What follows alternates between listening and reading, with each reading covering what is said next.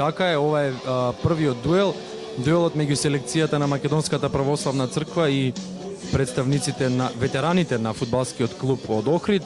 Очекувавме неинтересен дуел со оглед на тоа од она што сме слушале кои се ветераните и нели нормално представниците на Македонската православна црква, но дуелот беше доста интересен, особено за овие вторите што ги споменавме, за членовите на МПЦ излегува доста подготвени на теренот. Да, и јас бев изненаден, очигледно дека претходно се припремале, мене ми беше кажано дека тие воопшто не го имале оној претходниот состав што порано се појавил на еден од надпреварите во Охрид, но сепак покажа доста добра и солидна игра. Мислам дека на крајот резултатот не беше во нивна полза, но 1-0 за ветераните од Охрид, гол од пенал, ќе го видиме и тој момент. Но сепак мислам дека добро изигра.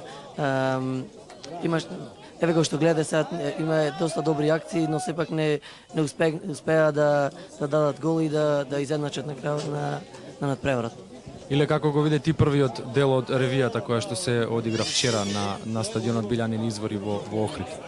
Па искрено кажам, баш како селекцијата на МПЦ, баш ме изненади со нивната игра, зашто јас упорност, агилност, можеби и не очекувавме толку да бидат вешти со топката. Точно така, ми мислиме само дека се предани кон Бога, но тие добро знаат и да играат и фудбал исто така. Колку што бевме информирани, тие секој понеделник вежбаат, односно имаат физички активности, играат фудбал. Тоа е мал фудбал, меѓутоа беа, ако ништо друго, барем солидно подготвени физички за оваа средба.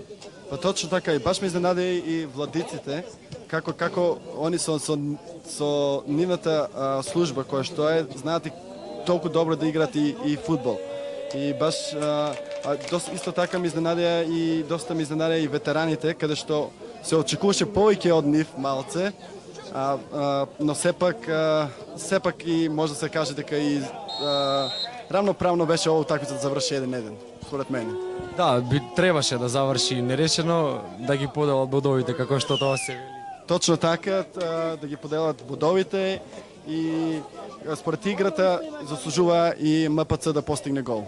Добро, но на голот беше Данчо Целевски, некогаш нашиот репрезентативен голман и тренер на голманите на репрезентацијата. Очигледно тоа беше предност за ветераните на Охрид, затоа што еден од неговашните професионалци беше на голот и не дозволи нашите свештени лица да успеат да постигнат гол. Верувам дека Господ Бог сепак беше на нивна страна, немаше воопшто повреди, играта беше ферплей и мислам дека дружењето за сите беше супер.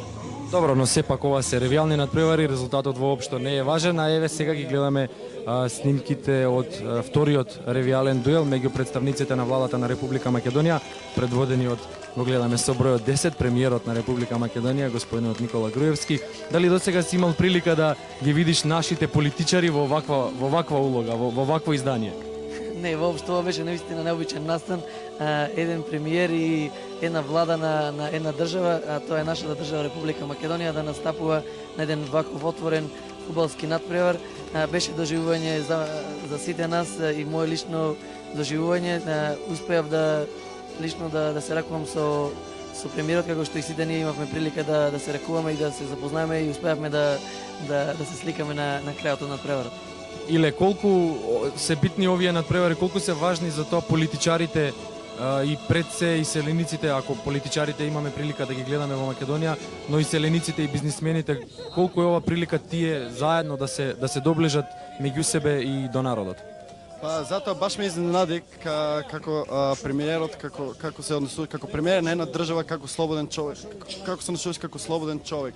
И баш ме изненади целата ова и баш не очекував толку добра игра од страна на нашиот премиер, тоа што значи дека колку што е успешен во неговата работа, толку е и успешен и во играње на фудбал.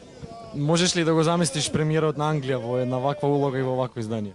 Па исто така и премиерот на Англија, тој е голем обожавател на спортот и може да се види посебно на Челси. Го имам видено на неколку утакмици помеѓу кога играе Челси, тој е редовен гостин.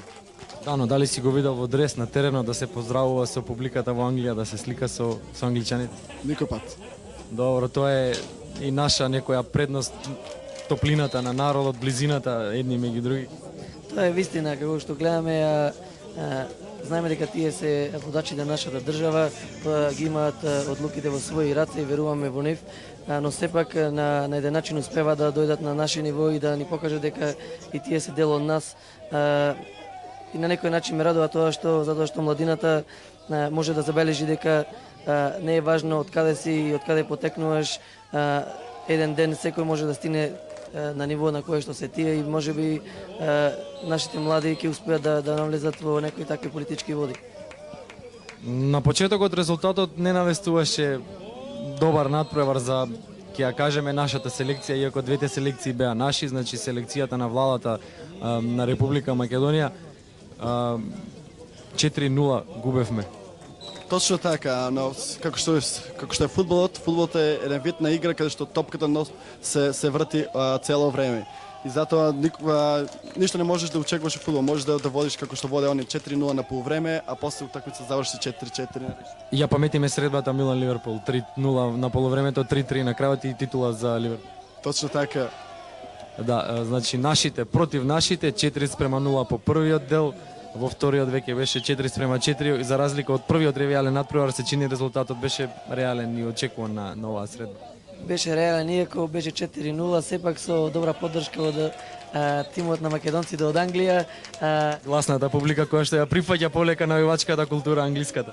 Точно, ние доста многу ги поддржувавме министерите и владата, начело со премиерот, и како што гледате, мотивирано од нашата поддршка, успеа да постигне и 2 гола на тој надпревар.